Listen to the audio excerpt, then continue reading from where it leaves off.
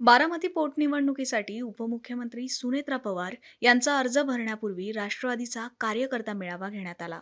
या मेळाव्यात सुनेत्रा पवार यांच्यासह राष्ट्रवादीतले बडे नेते, मंत्री, आमदार, पदाधिकारी आणि कार्यकर्ते मोठ्या संख्येनं उपस्थित होते. सुनेत्रा पवारांना बिनविरोध निवडून द्या अशी विनंती आमदार धनंजय मुंडे यांनी केली. या प्रसंगी अजित पवारांवर असणारं प्रेम व्यक्त करताना धनंजय मुंडे प्रचंड भावूक झालेले दिसून आले. सर्वप्रथम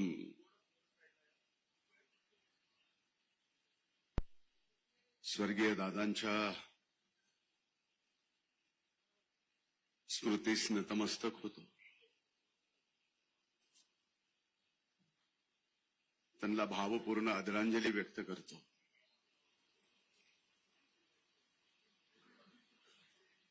आणि ज्यांनी दादांना घडवलं आणि या महाराष्ट्राला आणि देशाला दिलं, त्या इथं उपस्थित सर्व बारामतीकर बंधू भगिनींनाही मी विनम्र वंदन करतो. बारामती विधानसभेची पोटनिवडणूक लागावी, त्या पोटनिवडणुकीत आदरणीय वहिनींनी महायुतीचे उमेदवार म्हणून उभं राहावं. अर्ज भरण्यासाठी दादा नसताना आम्ही सर्वांनी यावं आणि तुम्ही उघड्या डोळ्याने ते सगळं बघावं, असा विचार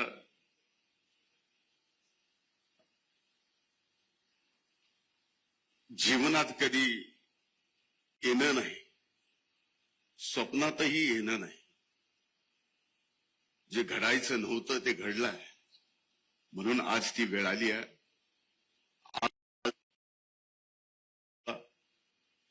या पोटनिवडणुकीत आपण उमेदवारी अर्ज दाखल करतोय.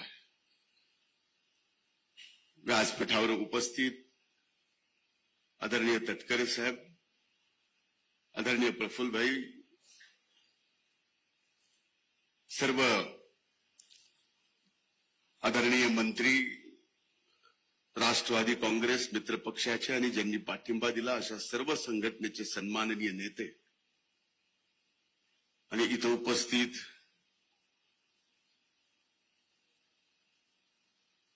बारामतीतील मतदार बंधू भगिनींनो आणि दादांच्या जिवलग सहकारी बंधू भगिनींनो,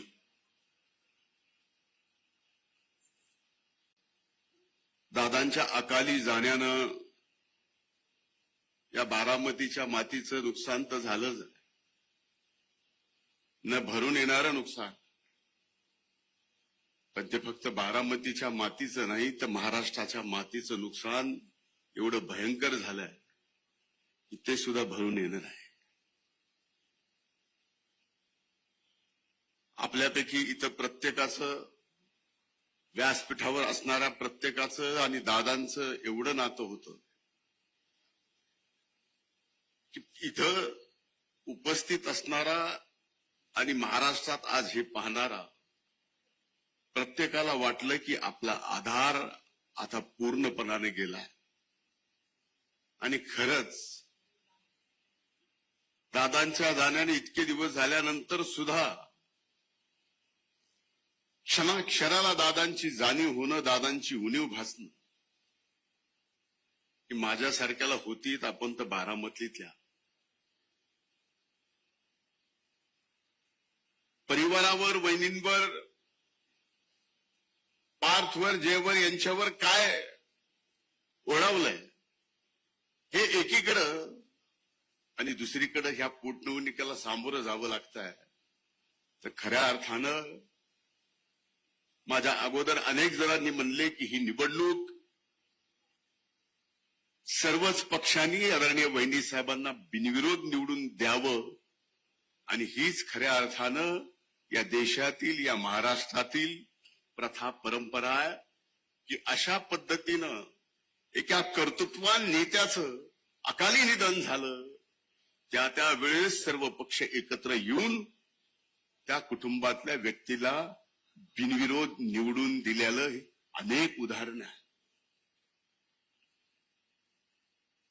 मी खरं तर वहिनी साहेबांचे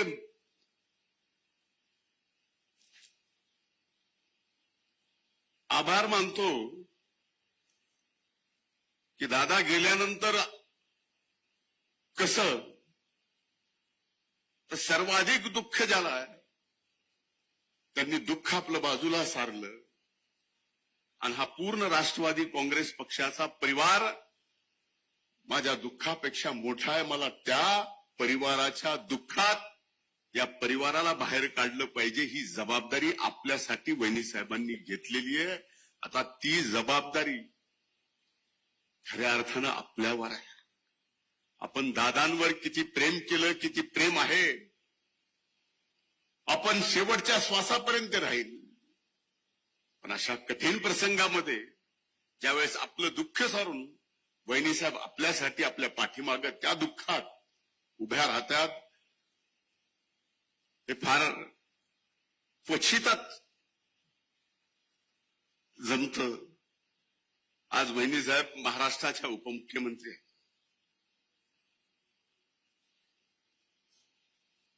उभा महाराष्ट्र त्यांना पिंजून काढायचा.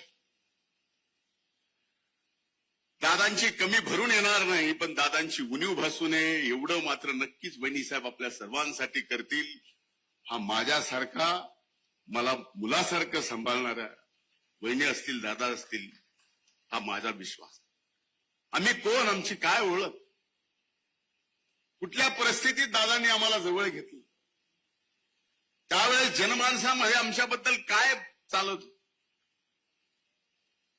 सर्वात तरुण वयाचा वरिष्ठ सभागृहाचा विरोधी पक्ष नेते पदाची माझ्यासारख्याला जबाबदारी द्यावी. अनेक मान्यवर वरिष्ठ नेते ते पद भूषविण्यामध्ये चांगले लायक असताना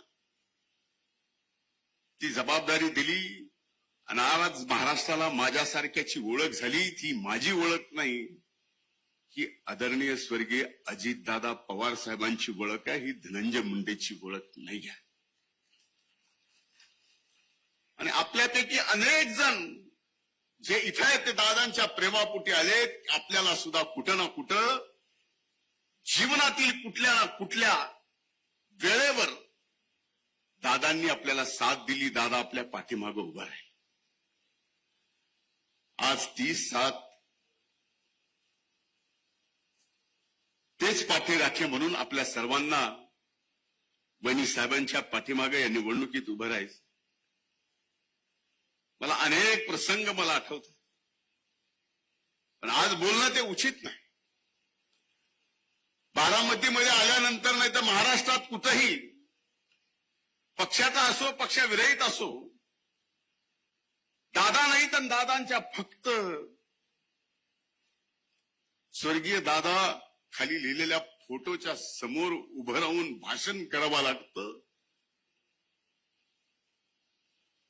हेच फार मोठं दुःख माझ्यासारखं. आपल्याला प्रत्येकाच्या भावना ह्या आहेत. यातून बाहेर पडावं लागेल हे खरं आहे. स्वतःला मन सांगतंय की यातून बाहेर पडून सगळ्यांची सेवा आपल्याला करायची, हीच दादांनी शिकवण दिली आहे. त्या शिकवणीला आम्ही कमी पडणार नाहीत.